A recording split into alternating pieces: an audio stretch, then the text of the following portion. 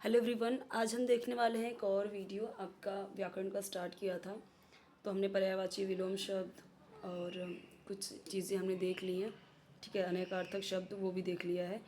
तो आज हम देखने वाले हैं वाक्यांशों के लिए एक शब्द। तो इसका आप देखने वाले आज ये पेज, ये वाला ऑलरेडी अपलोडेड है, तो आप देख सकते हैं प्लेलिस्ट में अलग से एक हिंदी व्याकरण करके, हिंदी ग्रामर करके एक प्लेलिस्ट है, उसमें आपको सारी चीज़ें मिल जाएंगी जो मैं अभी बोली। ये जो भी मैं अभी यहाँ पे प्रोवाइड कर रही हूँ, उसके पहले जो अपलोड किया हुआ है वो सारे इंपॉर्टेंट है हर एक स्टैंडर्ड के लिए। सेकेंड टू अभी जितने भी आप कॉम्पिटेटिव एग्ज़ाम्स दो, 10th 12th हर एक के लिए इंपॉर्टेंट है उतना ही। ओके, सो देखते हैं अभी वाक्यांश। वाक्यांश यानी यहाँ पे क्या मतलब है कि वाक्य का अंश और फिर उसको एक शब्द में बोल दिया जाए तो इसका मीनिंग निकल आएगा। ये इतना बड़ा ना बोलना पड़े, इतना छोटा सा वर्ड बोल दिया, समझ गए किसका मतलब यही। हमने बोल दिया कि मैं आपकी एहसानमंद हूँ। अब एहसानमंद मतलब क्या? एहसानमंद भी एक वर्ड है, ठीक है। तो वही कृतज्ञ यानी कि जो उपकार माने, जो एहसान माने वो एहसानमंद है। जो कृतज्ञता हो, जी, जो कृतज्ञता को माने यानी जो कृतज्ञ हो, तो आपको पता ही है कि जो उपकार को माने वो कृतज्ञ है। तो इस तरीके से है, जो उपकार को न माने वो कृतज्ञ और जो उपकार को माने वो क्या है? कृतज्ञ। वो लास्ट वीडियो में देखा था हमने। पढ़ने वाला कौन होता है? पाठक। नॉर्मली आपने देखा होगा कि जब आप बुक देखते हो तो उसमें लिखा जाता है प्रिय पाठक, यानी जो पढ़ने वाला है वो। और जो सुनने वाला होता है वो कौन होता है? ऑडियंस यानी श्रोता। और पढ़ने वाला कौन है? रीडर यानी पाठक। सुनने वाला श्रोता यानी ऑडियंस। बोलने वाला स्पीकर यानी वक्ता। ठीक है। और जो बोलने वाला है वो वक्ता है, लेकिन किसी दूसरे के स्थान पर बोलने वाला वो प्रवक्ता है। जिसकी 4 भुजाएं हों वो चतुर्भुज। ठीक है। इसी तरीके से जिसके 8 भुजाएं हैं वो अष्टभुजी या अष्टभुज। जिसके 6 पैर हों तो षटपद। अब ये षटपद कौन है? तो ये आपको बताना है। लास्ट वीडियो में जो था अनेकार्थक शब्द, उसमें है ये षटपद कौन है।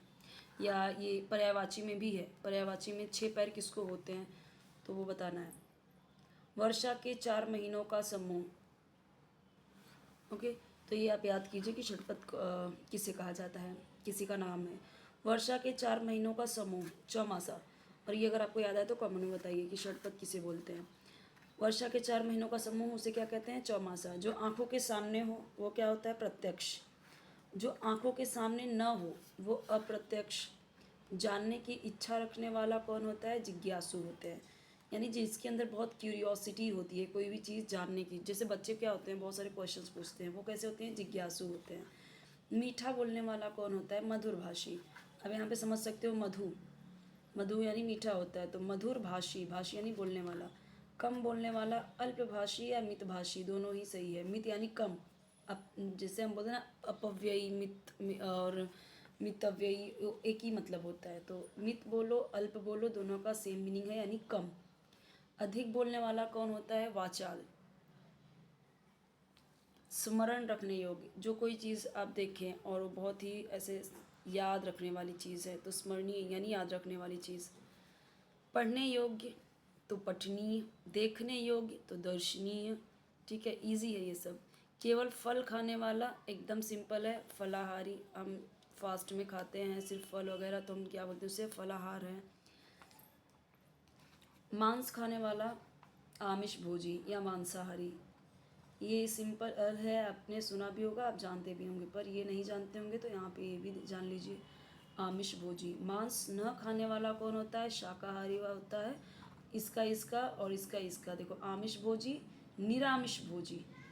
एक याद कर लेंगे तो दूसरा याद हो जाएगा। आमिष भोजी,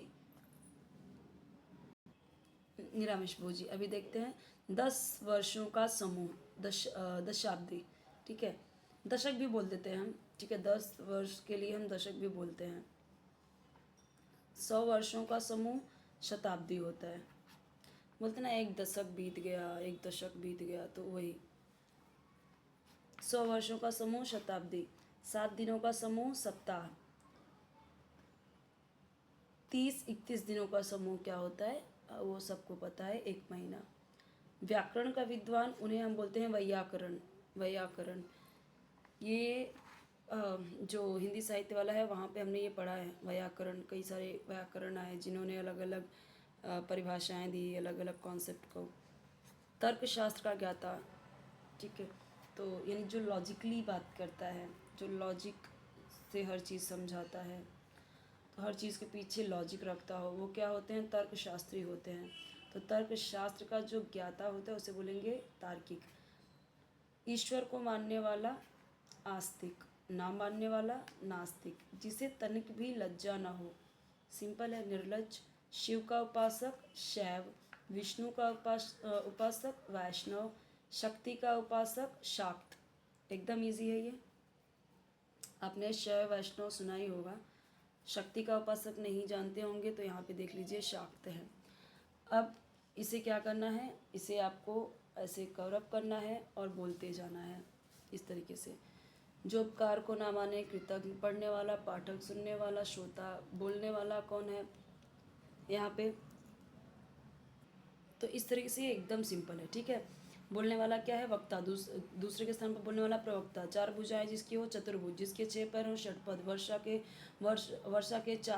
वर्ष के 4 महीनों का समूह तो चौमासा, ठीक है। जो आंखों के सामने हो वो प्रत्यक्ष, जो आंखों के सामने ना हो अप्रत्यक्ष। जाने की इच्छा रखने वाला जिज्ञासु, मीठा बोलने वाला मधुरभाषी, कम बोलने वाला मितभाषी या अल्पभाषी, अधिक बोलने वाला वाचाल। स्मरण रखने योग्य क्या होगा? स्मरणीय। पढ़ने योग्य तो पठनीय। देखने योग्य दर्शनीय। केवल फल खाने वाला क्या होगा? फलाहारी। मांस खाने वाला मांसाहारी। मांस न खाने वाला शाकाहारी। 10 वर्षों का समूह होगा, या तो आपका दशाब्दी हो जाएगा या दशक। 100 वर्षों का समूह क्या हो जाएगा? बोलते ना शताब्दी।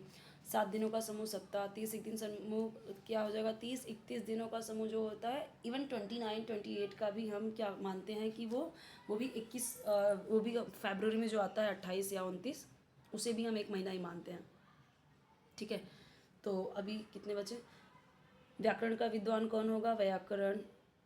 तर्कशास्त्री का ज्ञाता, तर्कशास्त्र का ज्ञाता हम तर्कशास्त्री भी बोल देते हैं, ठीक है। और यहाँ पे जो दिया गया है तार्किक, ये भी तर्कशास्त्र का ज्ञाता अक्सर हम उसे बोलते हैं तर्कशास्त्री ही, लेकिन तार्किक बात होती है, ठीक है। जिस तर्क दिया गया तो वो तार्किक हो गया।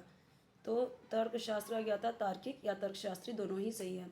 ईश्वर को मानने वाला आस्तिक हो जाएगा, ना मानने वाला नास्तिक। तो ऐसे फटाफट एक बार इसे गो थ्रू कर लीजिए। और ये तो सिंपल ही है। शिव का उपासक शैव, विष्णु का उपासक वैष्णव और शक्ति का उपासक शाक्त। तो यहाँ पे ये हो गया, अच्छे से मैंने क्लियरली बता दिया। कुछ भी इसमें डाउट हो और इसके अलावा आपको और वीडियो चाहिए, वैसे इसका और भी है, 1-1.5 पेज और है रिमेनिंग पार्ट, उसका हम देखेंगे नेक्स्ट वीडियो में, है अभी और, ठीक है। वो नेक्स्ट वीडियो में देखेंगे। चैनल जरूर सब्सक्राइब कीजिए, वीडियो लाइक कीजिए, फ्रेंड्स के साथ शेयर कीजिए। बेल आइकन जरूर प्रेस करना। जब आप चैनल सब्सक्राइब करोगे तो ऑप्शन आ जाता है बेल आइकन का, उसे प्रेस करोगे तो जब भी न्यू वीडियो अपलोड करूँगी आपको उसका नोटिफिकेशन ईजिली मिल जाएगा, आपको ढूंढने की जरूरत नहीं पड़ेगी, ठीक है।